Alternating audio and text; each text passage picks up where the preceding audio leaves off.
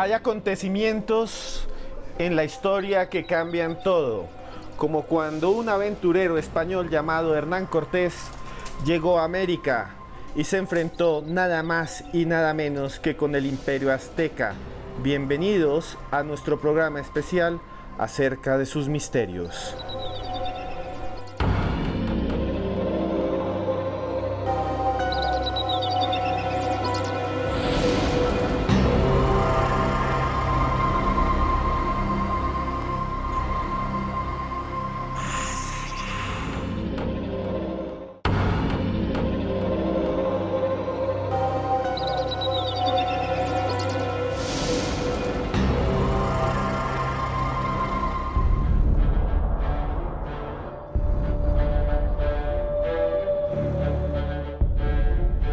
Hubo un tiempo en el que América era gobernada por imperios que construyeron pirámides y ciudades fabulosas.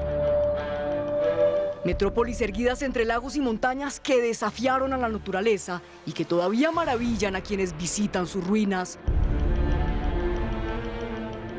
Civilizaciones como la Méxica que se sucumbieron a la invasión española a partir de 1519. Fueron tiempos de muerte, destrucción y cambio. Tiempos en los que los conquistadores se enfrentaban a emperadores asediados por su codicia. Conquistadores como Hernán Cortés, cuyos misterios serían revelados por Hernán, la nueva serie de History que analizamos esta noche en Más Allá. Por lo que aquí, yo soy la ley. ¡Camaski!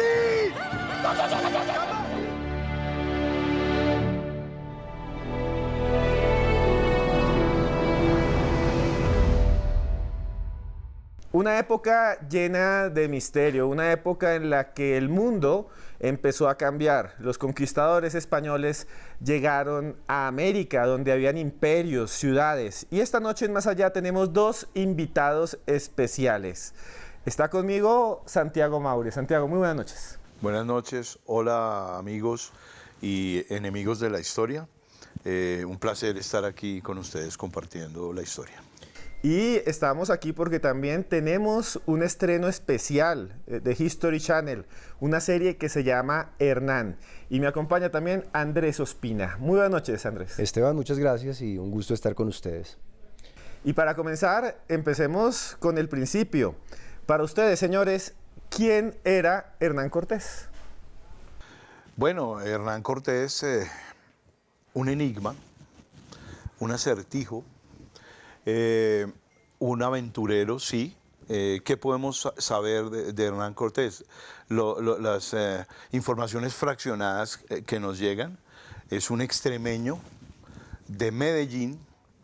Extremadura era tierra de conquistadores, tenía esa tradición. Además porque no tenían otra alternativa, porque ¿qué más se podía hacer en Medellín, Extremadura, sino emigrar? Era como su destino era ser aventurero. Hernán Cortés, desde muy joven, fue cultivado, digamos, para la conquista. Él era un hidalgo, que podríamos definir el ser hidalgo como un clase media de la actualidad, un tipo con acceso a la educación, que con grandes esfuerzos su familia lo educó, le enseñó a leer, cosa que era un privilegio en esa época, y tuvo algún entrenamiento militar, era un privilegiado, y su destino estaba marcado, creo yo, para ser un aventurero y un marañón. Bueno, señor, ¿qué piensa usted? Bueno, yo suscribo a lo que acaba de anotar el camarada Santiago, pero añadiría además que sus padres obviamente lo primero que quisieron fue conferirle el acceso a una educación especial y por ello lo mandaron a Salamanca a estudiar supuestamente leyes, que era la carrera en la que se suponía él se iba a formar. Por alguna razón no hay registros en la Universidad de Salamanca sobre ningún alumno con ese nombre ni ese apellido. Después de un tiempo un poco gaseoso en la historia de él, resulta que él emigra a lo que hoy es Cuba, está por un tiempo ahí como una especie de hacendado y como un empleado, como un súbdito de la realeza, regresa a España y a su retorno, cuando vuelve, se inicia ese proceso que conocemos como la conquista de México. Pero se trata, yo creo que de un gran enigma bastante adornado por la imaginación de la gente y por la leyenda y por todo esto, y creo que sí era un hombre predispuesto y predestinado a la aventura y sin mucho miedo, creo que era un gran intrépido. Hablábamos hace un rato aquí, fuera de cámara, que Cortés tal vez por ese origen era alguien como de ambiciones y también de vida incompleta, ¿cierto? Como un clase media buscando la gloria de una zona de España un poco pobre, porque los conquistadores eran unos tipos que no eran empleados del Estado, sino era una empresa privada, o sea, ese Cortés, ¿cómo lo percibe? Como este tipo que se lanza a la aventura para tratar de ayudar a su familia y como recuperar esos títulos nobiliarios perdidos. Sí, para un hidalgo como él, la única posibilidad de prosperar y de trascender su condición o la condición en la que nació era emprender esa empresa, como era ir a las Indias occidentales, como se conocían en esa época, ¿no? No se conocía como América. Era como su destino y el destino que debía seguir una persona que quería trascender su condición inicial. Pero ahora que Andrés mencionaba lo de la Universidad de Salamanca, ahí empiezan a surgir las contradicciones de Hernán Cortés. No hay registro en la Universidad de Salamanca de que él haya sido un estudiante regular, ni siquiera malo.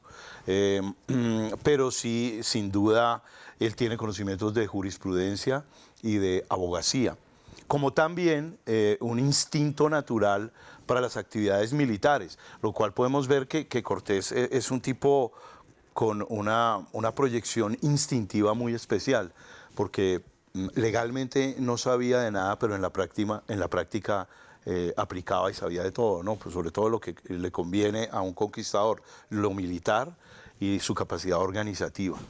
Y hay una leyenda negra alrededor de Cortés. Por ejemplo, muchos libros mexicanos y latinoamericanos dicen que era sobre todo, más que un conquistador, un genocida, alguien que vino y destruyó a las comunidades indígenas. ¿Ustedes qué piensan de eso? Pues yo creo que él estaba correspondiendo a los valores de su época. Él era un emisario del catolicismo, un emisario del rey, era alguien que estaba cumpliendo en teoría con una función determinada que era llevar y evangelizar a un pueblo, de suerte que yo creo que él estaba haciendo lo que él creía que debía hacer. Y bueno, pues si hubo genocidio, evidentemente hubo genocidio, hubo sangre en toda confrontación de ese tipo, hay sangre, hay invasión, hay aculturación, y se le puede juzgar desde muchas matrices. Lo que yo creo es que no se puede poner el mundo en términos de hombres malos o buenos. Yo creo que él fue de la manera en que debía ser y como se le formó para ser, y concordó con eso, e incluso fue en algún momento, yo lo entendería como un sublevado ante su propio rey. Él en algún momento creo que trató de hacer su propio estado y su monarquía, y tenía sus ambiciones muy grandes de regir sobre México. Él se fue levantando uno a uno a los mandatos de cada uno de sus superiores y comenzó a hacer las cosas autónomamente. Entonces me parece que sí fue un hombre cruel, sí fue un hombre tremendamente ambicioso, pero creo que aparte de eso y sin exculpar nada de lo que hizo, fue un hombre muy centrado y con el cerebro bastante bien puesto, me parece a mí. Bueno, señores, también consultamos a un historiador de la Universidad Javeriana, un profesor, que nos da su opinión sobre la conquista de México. Obsérvenlo y con el numeral de esta noche, coméntenlo aquí en Más Allá.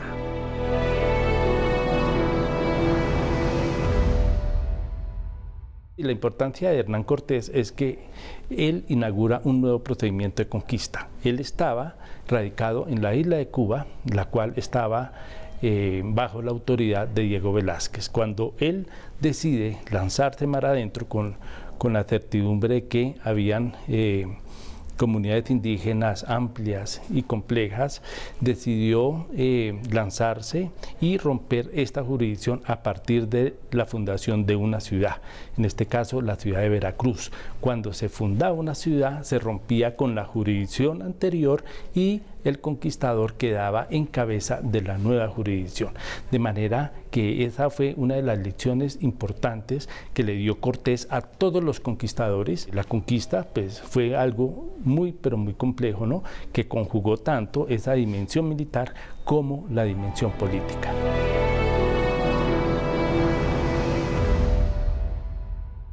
Y bueno, continuamos después de observar la opinión de este historiador. Y vamos a hablar de algo que es muy interesante, los aztecas. Cuando llegó Cortés, nunca pensó que se iba a encontrar con un imperio gigantesco. ¿Qué piensan ustedes, señores, de los aztecas? Bueno, los aztecas son un pueblo muy interesante pero no para los que vivían alrededor de ellos. Era un pueblo imperialista, era un pueblo que dominó con violencia a sus vecinos. Los orígenes de los aztecas eran un pueblo nómada. Curioso que en tan poco tiempo, en cuestión de 100, 150 años, un pueblo nómada haya podido estabilizarse y construir y empezar a construir un imperio como el azteca. Pero lo que pueden pensar sus vecinos era como un mal amigo, un mal vecino, un vecino cruel y sanguinario. Sorprende que hayan logrado, digamos, fortalecer y crear un imperio en tan poco tiempo, como sorprende también que cayera en tan poco tiempo. Es curioso y esa respuesta no la tengo yo, pero para eso está Andrés. Señor Ospina.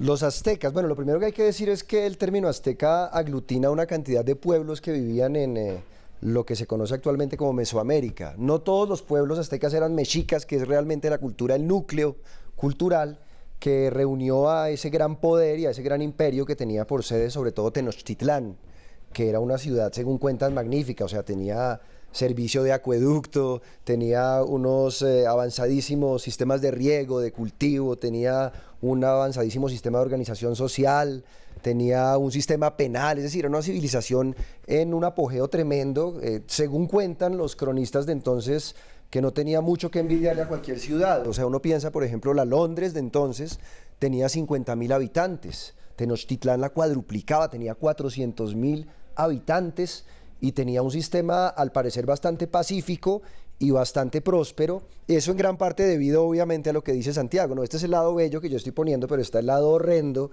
y es que eso era el producto de una gran cantidad de tributos que se les exigían a los pueblos que estaban en algunos lugares vecinos, circunvecinos. Entonces muchos pueblos vivían asolados por lo que estaba haciendo concretamente en el momento de la llegada de Cortés Moctezuma, que era, esclavizaban gente, hacían sacrificios humanos, eran bastante afines a la cardiología, es decir, que les arrancaban el corazón a los señores a los que capturaban y eso lo entregaban como ofrenda a sus dioses, y era un pueblo que había oprimido por mucho tiempo a los demás, de ahí que fuera tan poderoso y de ahí que se hallara en una condición de tanta prosperidad. La leyenda es que hubo una invasión y que hay una cantidad de cosas terribles detrás, pero lo que uno tiene que entender es que todo pueblo invadido muchas veces fue un invasor anteriormente. Entonces, si bien hubo una forma de violentar al pueblo mexica, los mexicas a su vez también violentaron a otros pueblos de formas terribles. Por eso no los querían y por eso se cayó el pueblo también. Sí, Santiago, era lo que estábamos hablando.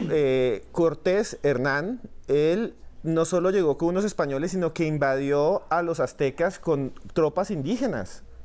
Sí, eso es cierto.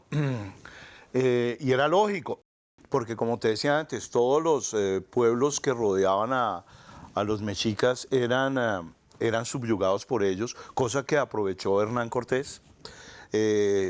Obviamente trataba de establecer unos encuentros pacíficos con los primeros pueblos con los que se topó, y al no lograrlo pues les daba su lección a punta de espada y mandoble. Después ya subyugados los reclutaba en una causa común en contra de los mexicas. Entonces es muy lógico pensar pues por qué cayó tan rápido el imperio azteca, pues porque tenía muchos enemigos. Bueno, señores, ustedes pueden ver una serie espectacular que está haciendo History. Este viernes 22 a las 9:50 de la noche se estrena la serie Hernán. Los dejo aquí con un pequeño avance. Male Kuyun Silobi. Echane. Ya no solteo Kutulika. Misma Gelupa Talin México.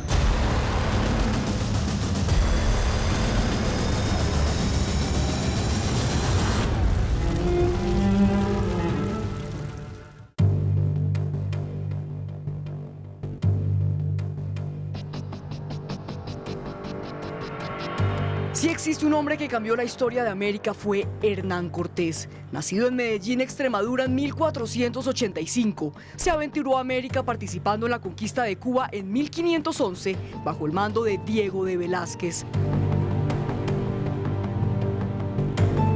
Aunque por sus éxitos militares obtuvo tierras en la isla y esclavos nativos, fue acusado de conspiración. Sin embargo, en 1518 Velázquez le encomendó la exploración del territorio de México.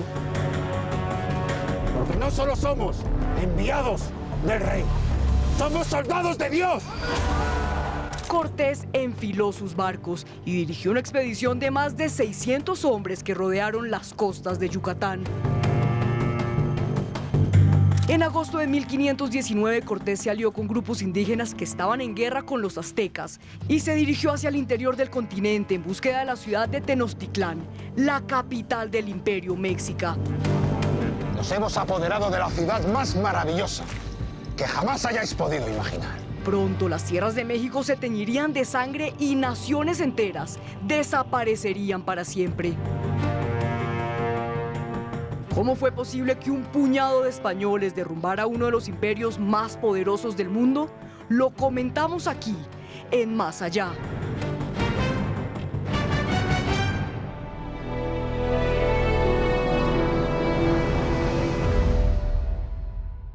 Continuamos en Más Allá en esta noche dedicada al misterio de la conquista de América, a los sucesos que ocurrieron hace ya tantos siglos y de los cuales somos sus hijos. Y aquí estamos en la librería Lerner, los que nos están preguntando, y les recomiendo este libro. Es sobre Hernán Cortés, se llama así, es de José Luis Martínez. Lo consiguen acá en la librería Lerner de la 93 o también en la del Centro, en la avenida Jiménez. Y bueno, señores, ahora vamos a hablar de algo que es muy interesante, la llegada de Hernán Cortés a América. Muchos decían que era un dios, los indígenas lo confundieron y eso parece que le ayudó para poder entrar directamente al corazón del Imperio Mexica. ¿Cómo sería ese momento en que los indígenas creían que era un dios y después se dan cuenta que no? Pues muy afortunado, es un momento muy afortunado sobre todo para Hernán Cortés, porque aventaja pues que llegue uno a un sitio y lo consideren Dios. El problema es cuando le hubieran exigido hacer un milagro, cosa que nunca ocurrió. Bueno, Hernán Cortés estaba en Cuba, era la mano derecha del gobernador, un señor que se llamaba Velázquez, Diego de Velázquez. Desde muy joven, como era escribano, como manejaba el lenguaje articulado, era muy útil para todos estos marañones y todos estos iletrados que comandaban estas gestas. Él parte de Cuba. Él siempre tenía la inquietud porque había oído que había un gran imperio en la parte continental, pero la falta de ambición de este señor Velázquez pues fue un obstáculo para Hernán Cortés y los fue enemistando, cosa que llevó a que él mismo, por iniciativa propia y por su propio bolsillo, y muy joven, pues tendría unos 28 años, empezó a reclutar a una gente y a armar una expedición para ir a tierra firme. Cosa que estaba en contravía con los deseos de este señor, el gobernador de Cuba, y le toca salir prácticamente a escondidas a tierra firme. Llega a Cozumel, ¿no?, que es una isla que queda enfrente en la península de Yucatán, y luego pisa tierra continental y funda Veracruz, ¿no? Y sigue su periplo hacia el interior, siempre guiado por lo que oía y los rumores, no tenía la certeza de que había un gran imperio.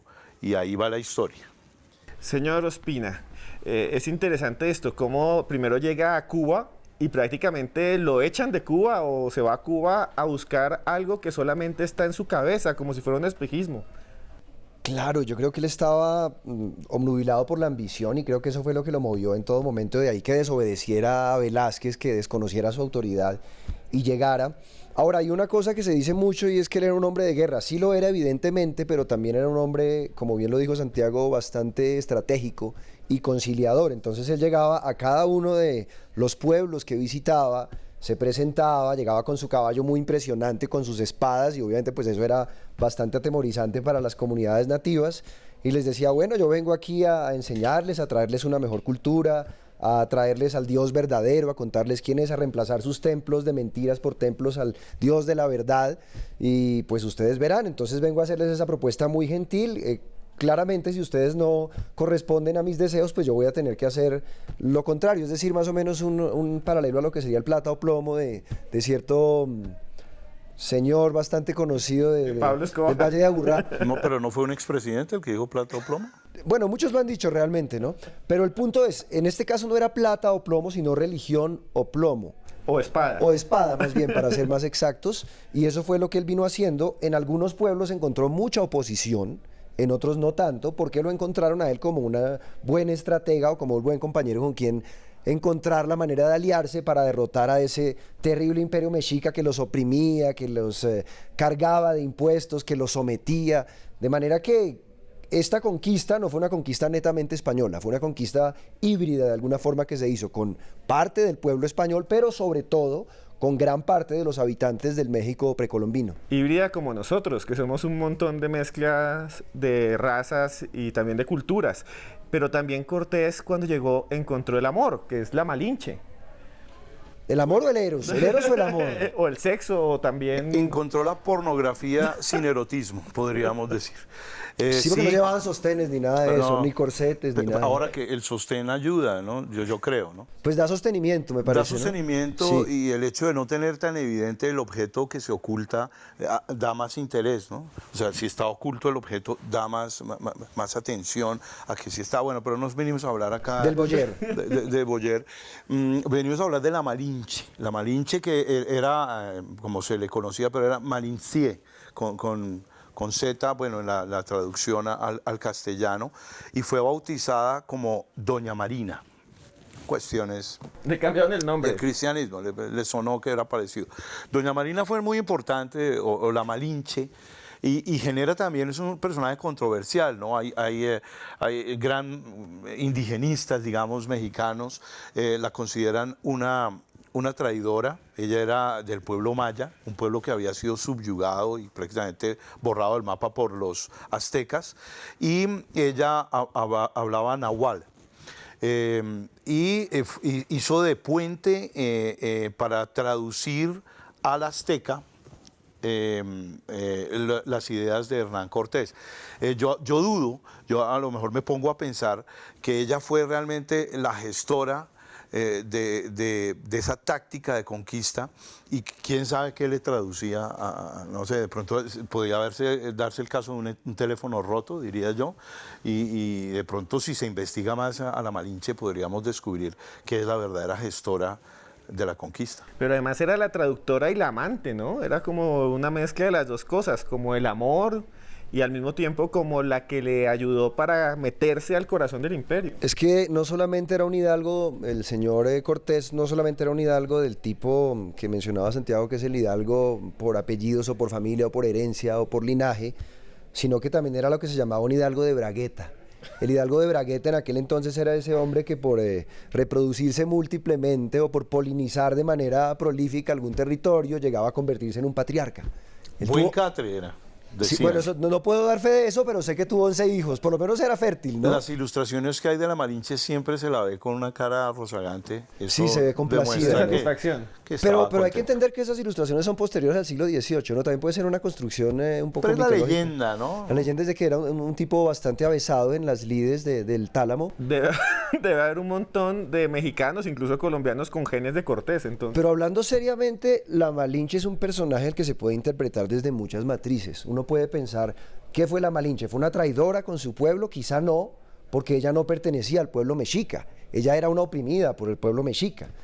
¿Qué más se puede decir? Era una mujer intelectualmente bastante avanzada en su momento, era alguien con muchas capacidades, que en muchos casos no solamente servía de traductora, sino también de intérprete, y que hacía nexos sociales, y que propició la posibilidad de que hubiera alianzas entre esos pueblos nativos y entre Hernán Cortés.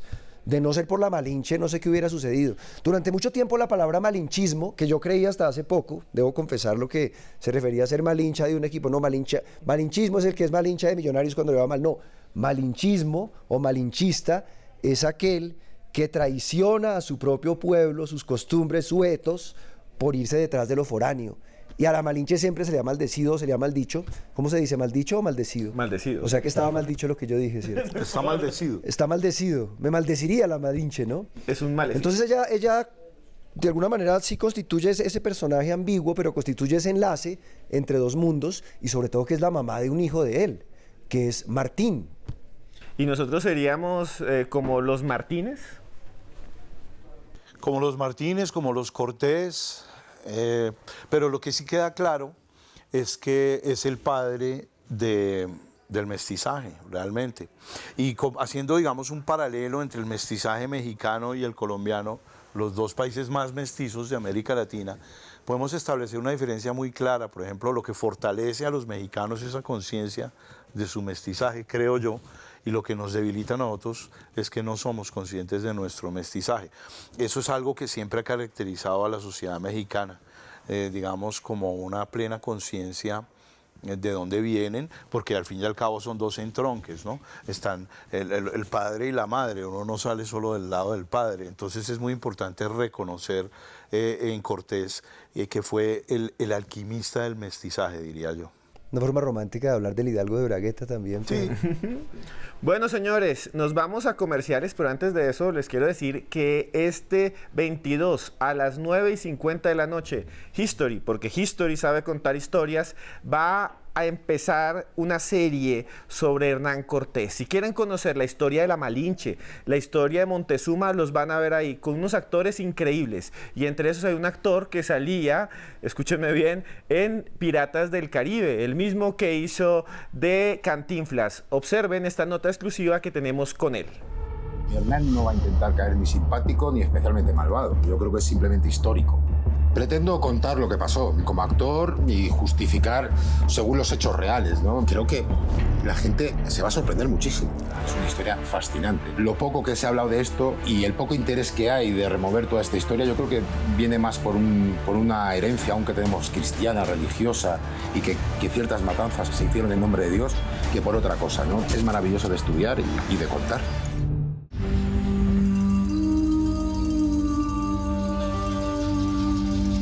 La civilización azteca fue una sociedad avanzada que deslumbró a los europeos que pudieron conocerla. Templos, pirámides, observatorios astronómicos, sacerdotes, sabios y emperadores. Emperadores como Montezuma, quien se reunió con Cortés el 8 de noviembre de 1519, convencido de que era un ser divino enviado por el dios Quetzalcóatl, el dios de la vida. Ella ya no solteo Cutúlica. Pero los europeos no eran dioses y lo apresaron en su propio palacio.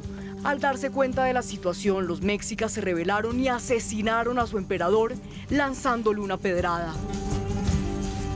Viéndose rodeado por las muchedumbres, el 20 de junio de 1520, Cortés y sus hombres abandonaron la ciudad apresuradamente, perdiendo un buen número de hombres en su huida y gran parte del tesoro que transportaban. Pero la suerte estaba echada y solo fue cuestión de tiempo para que retornara y sometiera a uno de los imperios más importantes de la historia. ¿Cuál fue la importancia de Cortés y por qué pensaban que era un dios? Lo debatimos aquí, en Más Allá.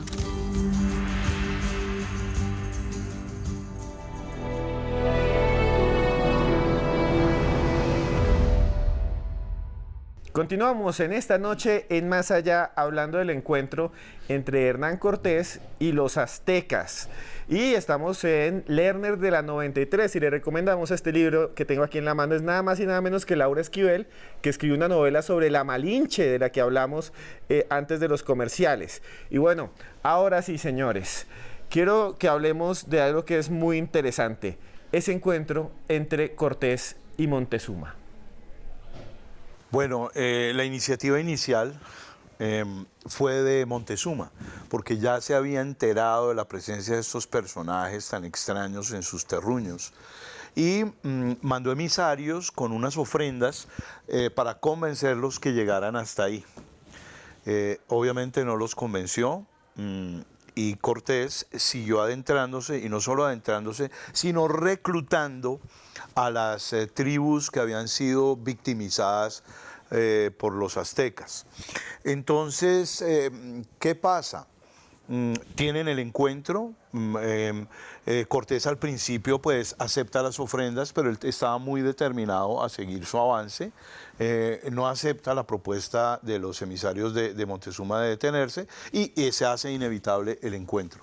Se encuentran ellos, parece que todo va muy bien, pero ocurre que Cortés secuestra a Moctezuma. Lo agarra y lo secuestra. Lo agarra a manera de seguridad, porque estaba rodeando, hay que tener en cuenta, estaba rodeado de enemigos.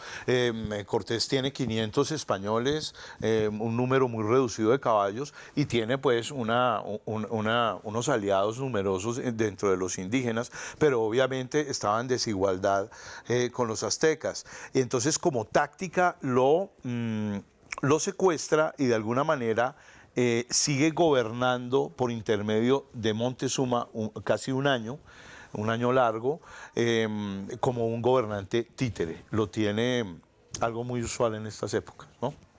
Poner a alguien que no está preparado para gobernar. No, pero Moctezuma sí estaba preparado. Sí, Moctezuma sí estaba preparado. Pero en todo caso estaba maniatado, estaba, digamos, ejercido por la influencia de los españoles, y de esa manera mantuvieron el statu quo un año largo.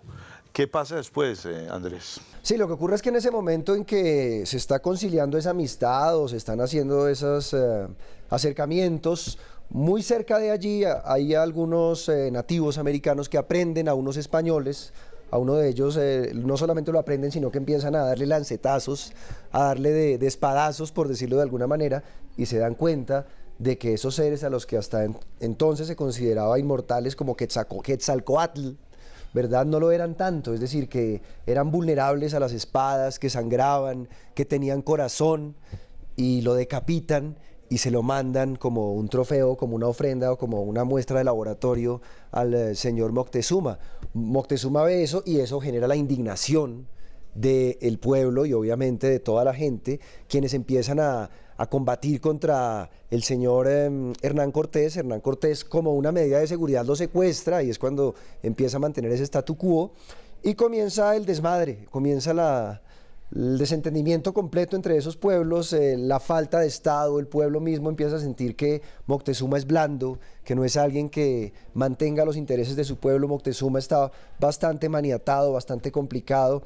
En algún momento el problema está en que Hernán Cortés tiene que afrontar una avanzada que viene precisamente de Velázquez, tratando de recuperar ese poderío que se había perdido sobre esa jurisdicción. Se debe ir de Tenochtitlán a combatir, y en ese momento, pues ante la ausencia de él, comienza a suceder algo terrible, y es que el pueblo ya no reconoce la autoridad de Moctezuma, matan a Moctezuma, y entonces se queda sin ese aliado, sin ese secuestrado, sin ese representante del antiguo statu quo. Y ahí comienza el problema, porque Cortés llega a enfrentarse con un pueblo sublevado. O sea, hace una revuelta como las que hay ahora. Hay un hecho significativo, ¿verdad? Perdona que te interrumpa, que es la noche triste, ¿no? Como lo señala la historia, y es que al irse a combatir a los emisarios que había mandado Velázquez, Cortés se va de la ciudad y deja a Alvarado al frente, que Alvarado, digamos, no tenía la luz, ni estaba tocado, digamos, por esa habilidad natural que tenía Cortés de ser buen negociante y un poco más benévolo y humanista. Deja a Alvarado al frente de las tropas acantonadas en la ciudad, y hacen una masacre que es conocida como la Noche Triste, ¿no? Pero es simbólicamente terrible, porque la historia es, Moctezuma fue hospitalario con ellos en un principio y les abrió un espacio en su palacete para que vivieran. Ellos estaban durmiendo ahí, estaban muy tranquilos, tenían estatus de huéspedes ilustres, y de repente el carpintero que estaba acompañando la expedición estaba buscando un sitio donde levantar un templo, y empezó seguramente a golpear de pared en pared a ver qué encontraba, como cuál era el mejor lugar, y se dieron cuenta de que había, al parecer, lo que hoy conoceríamos muy colombianamente como una caleta llena de oro, piezas de oro de arte además, es decir, no lingotes, sino piezas de arte. Ellos no pierden tiempo, se llevan esas piezas de arte, las funden en algún momento de distracción de los habitantes de la ciudad, se las ponen al cinto y comienzan a escaparse, salen corriendo. Esto es en un lago. Los señores mexicas se dan cuenta y, bastante enojados, pues comienzan a perseguirlos, y tristemente muchos de esos expedicionarios, o tristemente no, yo creo que merecidamente, reciben lo que les corresponde por su codicia, por haber profanado ese arte, y se van al lago, se ahogan, y con el lastre que tienen pues perece un momento terrible además de la historia. Creo que ahí comienza la decadencia del imperio mexica o del imperio azteca y comienza otra época también. Claro, porque lo que nos muestra ahí un poco es esa sed de oro que tenían, ¿no? Como esa ambición que hace que se coloquen prácticamente en el cuerpo un flotador de oro que los hunde y que termina matándolos. La leyenda cuenta que Moctezuma al conocerlos, o no sé si fue Moctezuma, tal vez me equivoco, pero al conocerlos dijo, este pueblo tiene una enfermedad del corazón que solo se cura con oro. Cosa que es bastante simbólica y extraña, ¿no? Bueno, señores, nosotros consultamos un historiador aquí en Bogotá que también nos dio su opinión sobre lo que sucedió en México hace ya 500 años. Obsérvenlo y con el numeral de esta noche, Hernán Más Allá, coméntenlo por Twitter.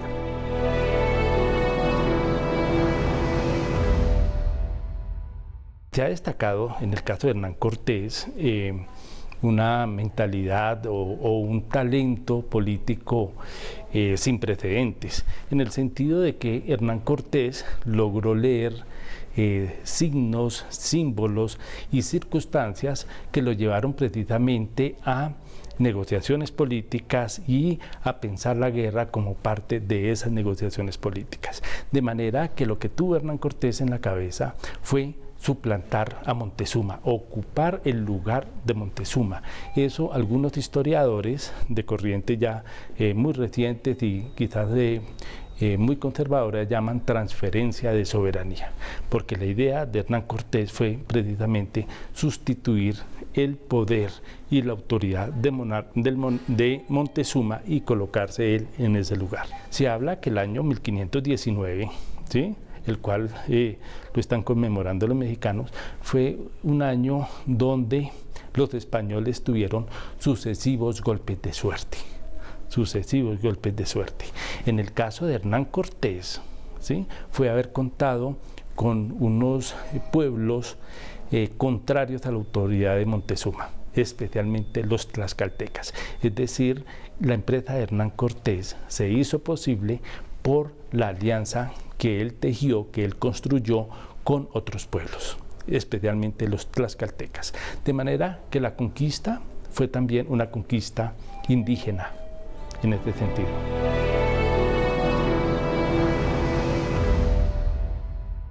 Y hay algo que es muy interesante, es que Cortés no venía solo. También aquí se encontró con un español que había naufragado y lo acompañaba alguien más, que era el señor Alvarado. ¿Qué podemos hablar de esos acompañantes de Hernán? Bueno, pues hay mucho que decir. Además se encontró con, primero, traiciones, por un lado, porque había gente que no reconocía la autoridad de Cortés, había gente que estaba todavía del lado de Velázquez y había como un pequeño cisma dentro de las filas cortesianas de gente que no reconocía su autoridad. Había lo que se conocería otra vez colombianamente como sapos, como traidores, y toda esa expedición pues estaba marcada por distintos personajes con distintos intereses. Uno de los más intrépidos fue Alvarado, por ejemplo, y de los más traidores y de los más complicados. Pero también es interesante pensar en aquellos personajes que se encontró Hernán Cortés aquí, porque había náufragos, por ejemplo, que se habían quedado y que habían asimilado o el lenguaje de los mayas o incluso la cultura de los mayas. Uno de esos personajes ya era un maya en todo el sentido de la palabra, tenía jerarquía dentro del pueblo maya, conocía perfectamente la lengua y decidió enlistarse del lado de los ejércitos mayas y no del lado de los ejércitos precisamente españoles. Entonces pues había muchos personajes ahí en derredor con muchos intereses y con mucha ambición, yo creo, de alguna manera. Sí, el señor de Aguilar. ¿Qué podemos hablar de todo ese mundo que acompañaba a Cortés? Traicioneros, amigos. Sí, el mundo no es fácil ser un marañón. Eran como eran conocidos los conquistadores, pues porque son todos movidos por la ambición, y la ambición está por encima de cualquier lealtad. Solo son leales a la ambición, entonces es un clima muy peligroso. ¿Qué podemos decir de ese señor que sirvió de traductor? Fue una un ejercicio bastante interesante porque había muchas lenguas, cada comunidad tenía su lengua, había como 40 diferentes lenguas. Una de ellas era el nahual, que era la que hablaba la malinche, y el que hablaba Alvarado, es Alvarado el que me dices, era más azteca. Entonces era una triple, muy complicado de traducir, porque la malinche traducía al nahual, y el nahual al azteca, y el azteca le iban a Cortés. Entonces es muy lógico pensar que podríamos ser testigos de un teléfono roto. Y si ustedes quieren ver quién hace de Alvarado, es el señor Michel Brown, es un actor muy conocido aquí en Colombia y lo van a poder ver en el canal 310 de Claro, que es el de History Channel, porque History sabe contar historias. Observen por favor este pequeño adelanto. Tenemos en las manos una gran serie que cuenta la historia de Hernán Cortés y la historia de la conquista. Se va a ver a este Hernán Cortés enamorado de México, un Hernán Cortés enamorado de la Malinche. Sabemos que es una serie que va a generar mucha polémica y nosotros nos la jugamos a contar la historia tal cual como es. No solo somos enviados del rey, somos soldados de Dios. Inin sanipeuyan, el agua, que es Quintín. Nos hemos apoderado de la ciudad más maravillosa que jamás hayáis podido imaginar. Tenochtitlan. Ipanini tonali, Ipantitlacuepasque.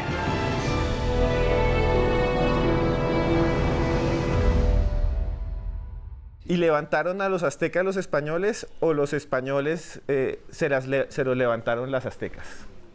Pues en el caso de Malinche, Malinche se levantó a Hernán, pero hay un hecho significativo que hay que mencionar y es que la guerra química, la guerra bacteriológica tácita, que sin saberlo fue la que diezmó a los aborígenes de Mesoamérica, la viruela concretamente, que fue un aliado más poderoso que los indígenas anti-aztecas con los que contaba Hernán Cortés, la viruela y las enfermedades. Diezmaron en cuestión de meses a la población. Y esos aztecas son los que también comían chocolate y aguacate, que es... Chocolate, aguacate, maíz. O sea, eso de los chocolates suizos y los chocolates belgas no existirían de no ser por los aztecas y los mesoamericanos, que eran los que... Esa es la simbiosis. Y la pizza napolitana tampoco existiría sin el tomate, por ejemplo. Que era ¿verdad? También americano. Sí. Muchas personas no saben eso, pero aquí en América era donde teníamos el aguacate, que es de nombre azteca, ¿no? Aguacate. Absolutamente. Bueno, y hay que decir, hablando de Italia... Aguacate. Aguacate. Sí, aguacate. Podría ser en Nahuatl. ¿Nahuatl? Nahuatl. Hace muy poco tuvo lugar una reunión entre dos descendientes, tatara o transtatara descendientes de Hernán Cortés y de Moctezuma, y se reunieron. Uno de ellos es italiano, precisamente, tiene apellido Piñatelli o algo como la Gran Piñata, más o menos, y se reunió con un descendiente de Cortés. Ambos se abrazaron como un símbolo de alguna forma de que esto fue un hecho histórico que, si bien es objetable, discutible, en el que hubo mucho maltrato, pues es algo a lo que no podemos sustraernos. Somos el producto biológico de una simbiosis genética, de una simbiosis cultural, de una cantidad de cosas bien complejas, y esa es la verdad que nos reúne, más allá de lo malo, de la crueldad, de la sangre que precedió todo este proceso. Y seguimos viviendo en eso de alguna forma. Sí, así es la creación de los imperios, ¿no? Es como hacer una tortilla, o sea, se tienen que romper unos huevos y en este caso, pues los huevos rotos son los cráneos destrozados de las víctimas, ¿no? El genocidio, yo creo que va de la mano con la conquista. Y también murieron de los dos bandos, ¿no? Españoles aquí también llegaron y nunca volvieron a Europa, y los indígenas pues asesinados por la espada o por las viruelas. Pero lo peor fue la viruela. Yo creo, esto es una teoría personal, yo creo que esa conquista, si se puede llamar conquista, porque igual hubo unas alianzas extrañas ahí, esa conquista no hubiera sido posible de no ser por la viruela.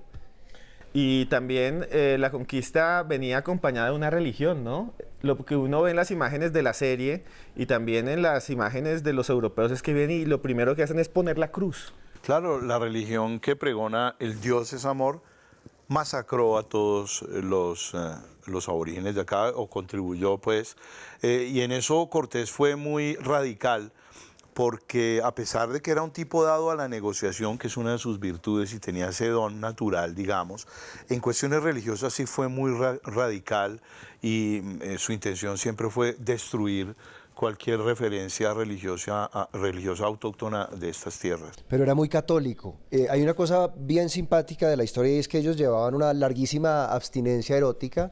Obviamente habían estado en la mar, habían llegado, no se habían ayuntado con nadie durante mucho tiempo, y parte de la ofrenda que les entrega uno de los pueblos son algunas mujeres, que es, digamos, uno de los grandes obsequios, si se puede cosificar en ese momento a la mujer que se les entrega a estos personajes. Y Hernán Cortés dice, pues estamos muy agradecidos por esta entrega, nos sentimos halagados, pero vamos a cristianizar a todas las mujeres antes de hacer menester de ellas. Entonces, él le pide al fraile que las bautice y luego proceden a hacer lo que tenían que hacer. De manera que sí está atravesado por la religiosidad del tema de Cortés desde un principio. Si hiciéramos un análisis freudiano de Cortés, ¿cómo lo definiría usted? Bueno, Cortés era un hombre que quería retribuirle al padre, de pronto a su padre, ¿no? Todos sus esfuerzos para darle una buena educación y una formación que después le fue muy útil. Entonces, Cortés quería volver donde el padre, quería ofrendarle su gran sueño, que era ser un noble. Y esa fue su lucha toda la vida, ¿no? Lograr un título nobiliario para ofrecerle al padre muerto, cosa que nunca logró.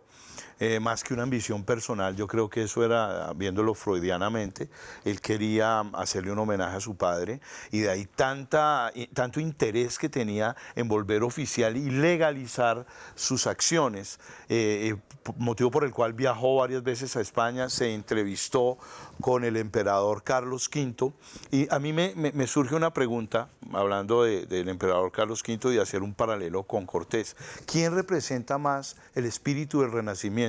¿El emperador Carlos V o Hernán Cortés? ¿Tú qué opinas, Andrés? Yo pienso que Hernán Cortés, respetuosamente, con el respeto que me merece don Carlos, yo creo que Hernán Cortés representa la aventura, representa de alguna forma un proyecto revolucionario de vida, de existencia, de muchas maneras. Entonces, sí, Cortés yo creo que es el gran personaje y me duele, a pesar de que entiendo y repito, me duele el genocidio al que fue sometida la gente en América. Creo que Hernán Cortés fue un hombre muy mal recompensado por el destino. Murió muy mal, murió triste, murió frustrado, murió desconocido y ninguneado por el rey y por una gran cantidad de personajes. No lo recibían, ni siquiera leían sus cartas, nunca pudo reclamar nada de la gloria que quería para sí. Por fortuna, finalmente se le llevó después de muchos años, porque él hizo varios testamentos y en el último pidió que lo dejaran en México. Se logró que sus huesos fueran, no sé si quepa la expresión, repatriados a suelo mexicano, de donde él se sentía y que era el lugar que más lo enorgullecía. Digamos que en el fondo lo que nos queda de toda esa historia es lo que somos, ya para terminar. Lo que somos y lo que no somos también, ¿no? Porque eso es lo que es una cultura es una suma de muchas cosas, ¿no? Y es importante reconocer la historia de Hernán Cortés y darle la importancia que se merece el personaje, porque era un conquistador atípico. A pesar de que sí cometió desmanes y excesos, era un tipo que tenía mucho interés en crear algo acá, no como los otros que venían a abrir el hueco, a llevarse el oro y a regresar a la metrópoli. En el hecho significativo que cuenta la historia de quemar las naves, que no las quemó, sino que las hundió para que no se devolvieran sus huestes a España, demuestra su intención de quedarse y permanecer en América, cosa que lo corrobora cuando dice que quiere que sus restos vuelvan acá. Yo creo que representa un tipo de conquista atípica, guardando las proporciones, pues un poco más humanista, diría yo. Bueno, muchas gracias, señor, por estar aquí. ¿Cuál es su conclusión final? Mi conclusión es que la historia está para contarnos muchas cosas y que el futuro se lee en el pasado. Y lejos de lo que nosotros pensamos o podemos llegar a pensar a priori, revisar la historia de un personaje como Hernán Cortés, reconocer a un personaje como Hernán Cortés, nos da muchísimas claves sobre el presente que estamos padeciendo, viviendo o sufriendo y sobre el futuro que viene, porque la aculturación y los procesos de colonialismo y todas estas cosas no han terminado. De manera que es muy vigente el tema y creo que es una forma de leer el presente y el futuro a los ojos del pasado, cosa que es muy valiosa. Si ustedes quieren ver a Hernán Cortés, lo pueden ver en esta nueva serie de History. Su conclusión, Santiago, sobre el tema de esta noche. Hernán Cortés es un déspota ilustrado. Bueno, muchas gracias a todos ustedes. Nos vemos dentro de 8 días y nosotros nos volveremos a ver a esta hora en este canal. Y recuerden que por más lejos que andemos, siempre habrá un más allá.